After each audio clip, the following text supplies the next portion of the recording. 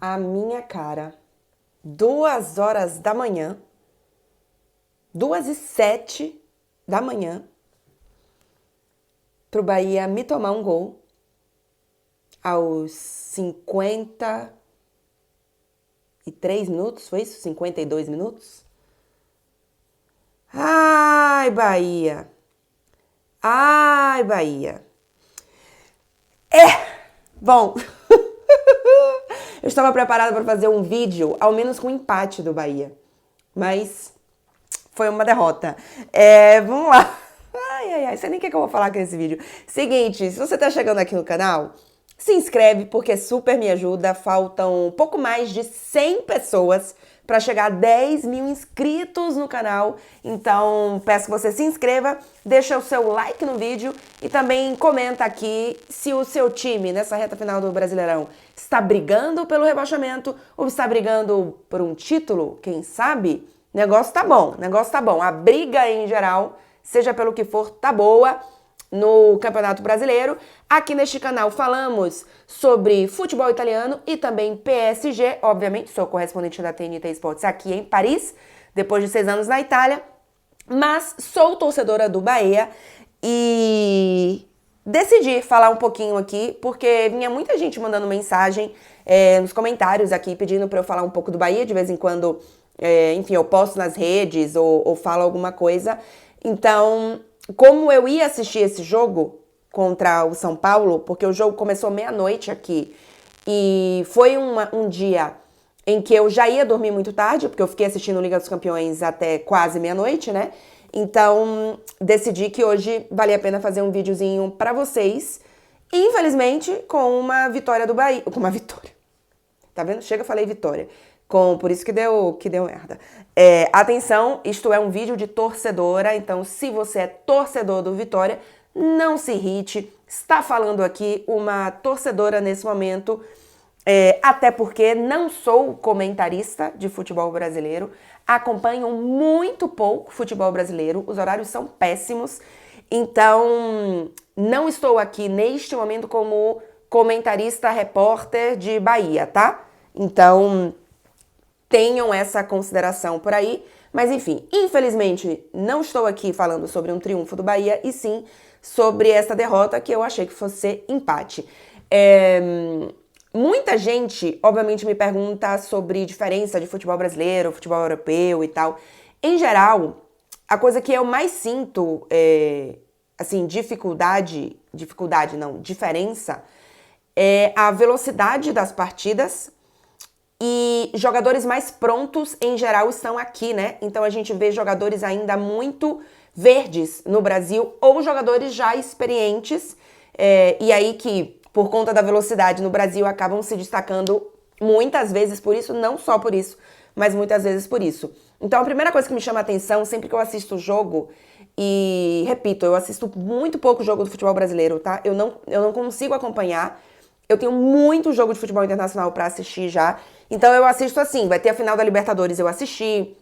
O Bahia tá nessa reta final brigando contra o rebaixamento, eu assisto. O Bahia tá numa final de Copa do Nordeste, eu assisto. Mas eu não acompanho o time. Então, por exemplo, eu não consigo dizer, nossa, o Bahia sofre muito com bola na área, com a defesa com bola aérea. Eu assisto muito pouco pra falar isso, sabe? Então, hoje, em especial, obviamente, aí eu assisti o jogo com um pouquinho mais de atenção. Eu assisti, por exemplo, o Bahia e Corinthians, mas meio dormindo, assim, não com tanta atenção, porque eu não ia fazer um vídeo depois.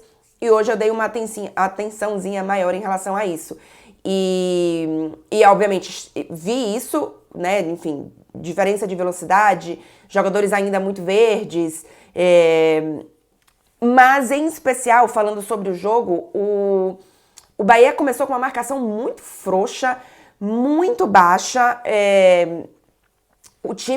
O primeiro tempo do Bahia, assim, a sensação é que, primeiro, que o Bahia estava absolutamente satisfeito com o empate e absolutamente sem perigo de voltar para a zona de rebaixamento, sabe?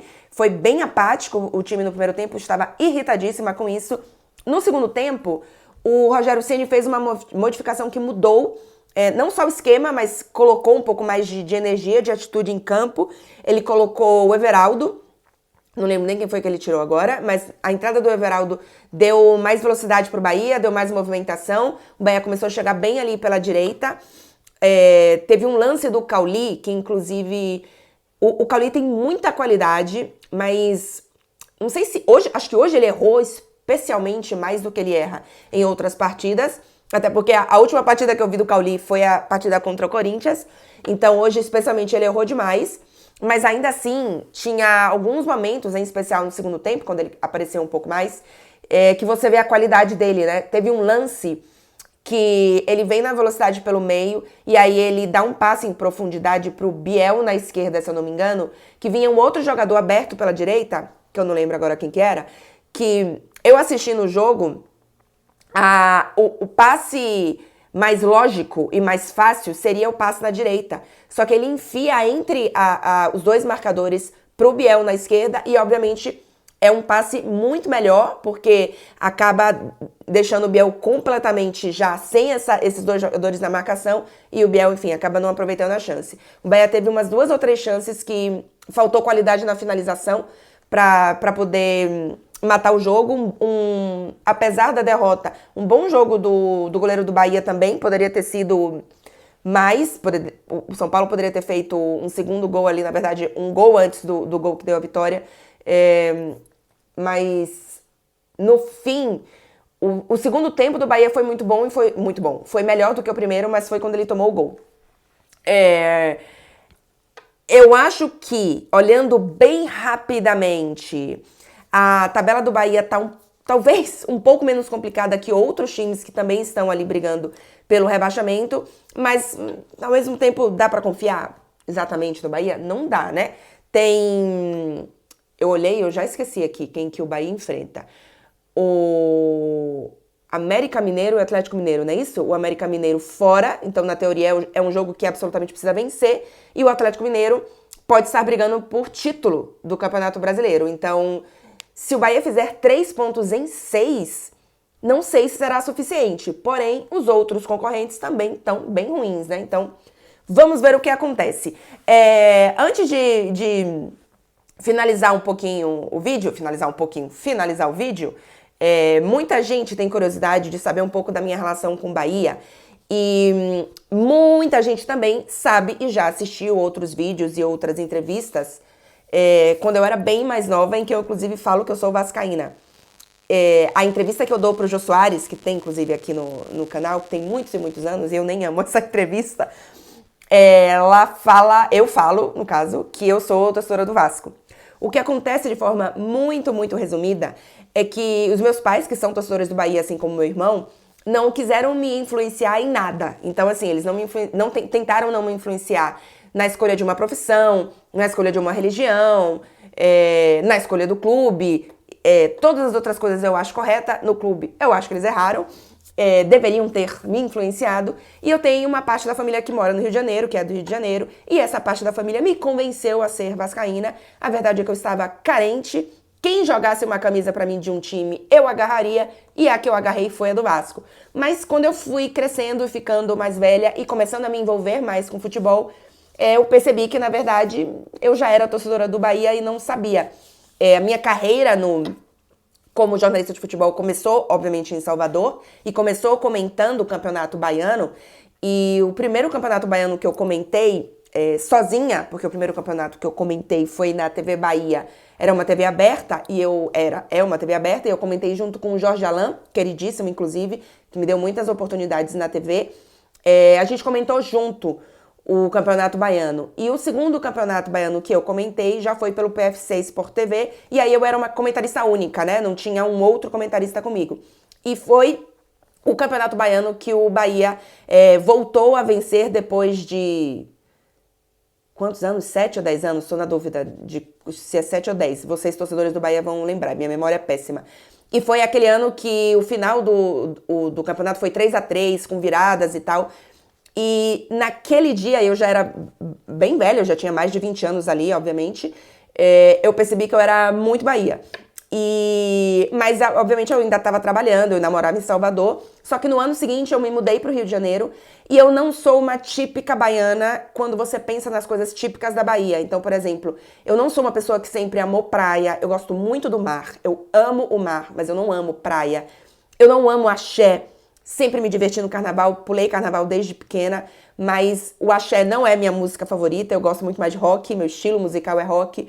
Então, eu não tinha essas identidades tão fortes, essas conexões tão grandes com a Bahia. E quando eu mudei, quando eu saí da Bahia, eu senti que eu precisava de uma conexão com a Bahia e o Bahia foi essa minha conexão.